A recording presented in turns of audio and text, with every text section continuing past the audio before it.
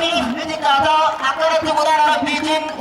maka ayat Rabbitin sarata gennu katya susani Jalqabarrat hamilen sani nitikata yero to gobe amale debiati hamile rokenai ayega burikenya ini lama faga eba mangkudo kesa Abdurrahman Bushra baka kana tiar kamu dan eba mangkudo no goda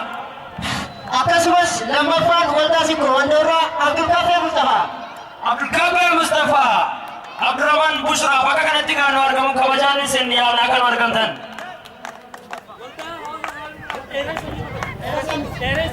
Wajah awasa harakesa dereso baka kana timangkudo kenya sudah amila nusimada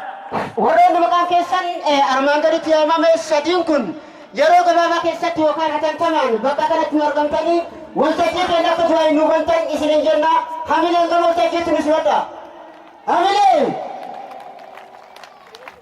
Hamile dia kata garu hamile waron makan kesan ya mame akatan taman bakara tuargam tan kabajar singkafanna Egati anse eba mangkudo seriti ha fudanduga Akasumas ira debidan Abdul Kafir Mustafa